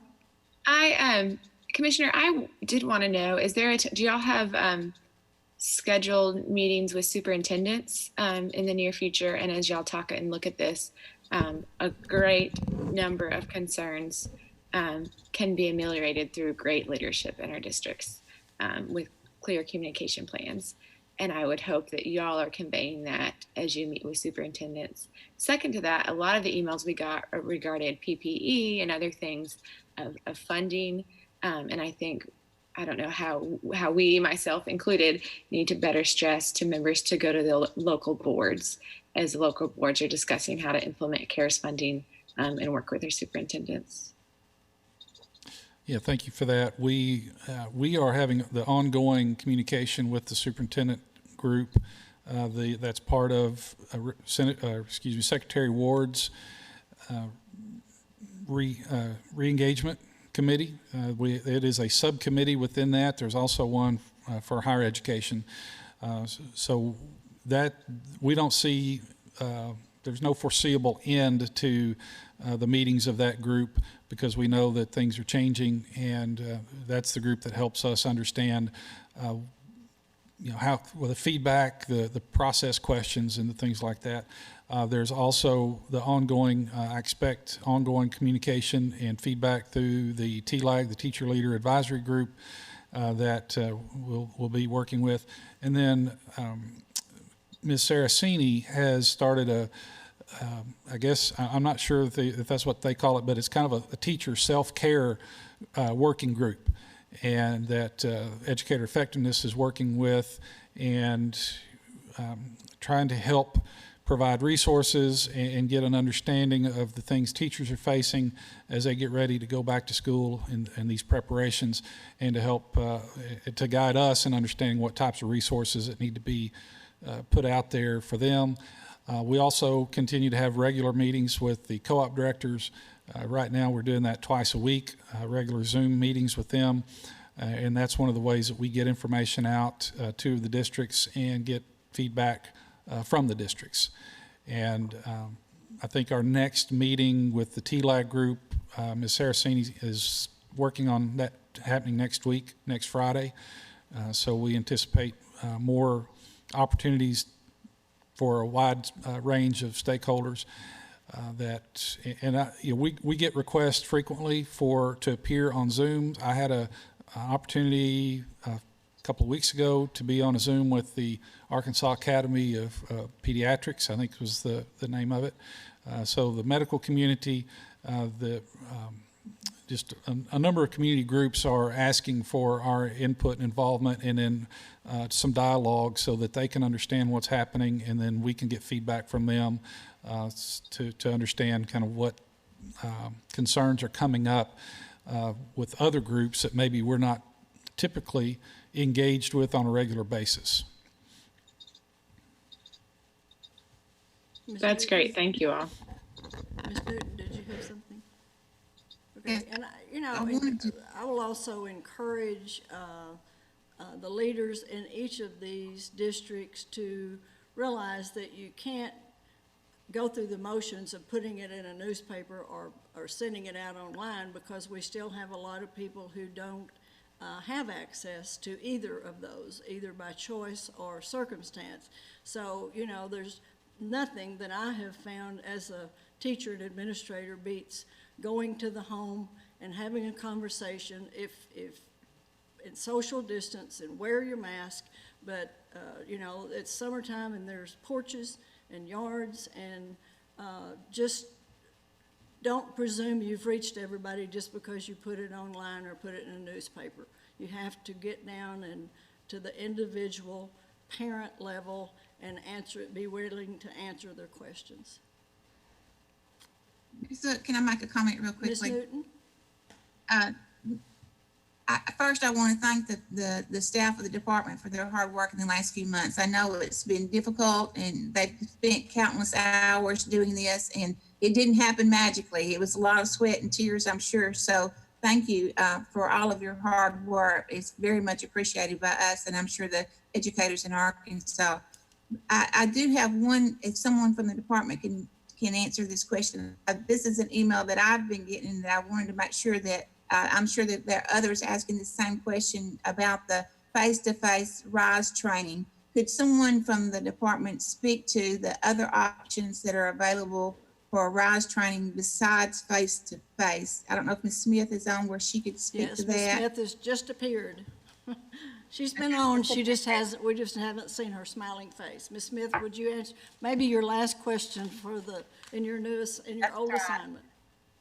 Stacy Smith, Assistant Commissioner for Learning Services. So, so RISE Academy K2 and 3-6 are face-to-face, but we have multiple pathways for teachers to get science of reading training. And one of the pathways is Pathway D, and you can find that on our risearkansas.org page.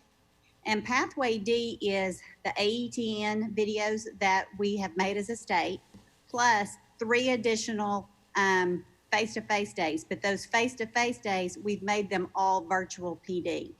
So there is an actual virtual pathway for teachers that they can use through PBS and through their educational cooperative, and not have to do the face-to-face RISE Academy. And they both support each other. And if they chose to do that pathway this year and wanted to come back and do the RISE Academy in the future, they could. But it does fulfill the requirement. There's also a Pathway N, which is Letters Edition 3 training. There is a cost associated with that either the individual teacher would have to pay for, or the district if they did that pathway. But Pathway D is free based on their educational cooperative and through Arkansas PBS. You're welcome.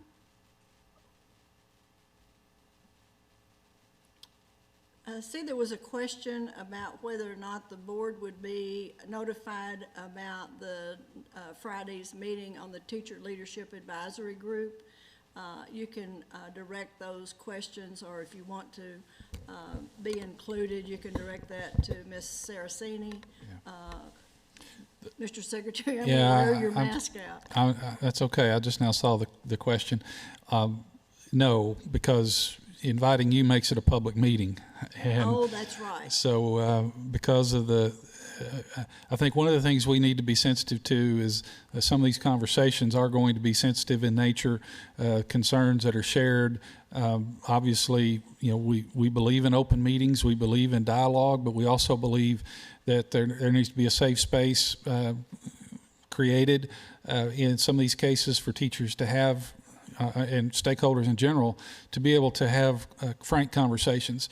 And I just think we need to respect that. Now, things that come out of that meeting that are of interest to the state board members, we certainly bring those out, and those things can be made public, but and it should be made public and have been made public, but it's not an open meeting as we typically think of for a state board meeting. Okay, thank you for that clarification. Anything else? Do I have a motion for adjournment? So moved. Second? Second. Motion made by Ms. Dean, second by Ms. Woods to adjourn. All in favor? Aye. Aye. And Ms. Dean, I officially leave this for you. Thank you. See y'all later. Thank you. Thank you. Bye-bye.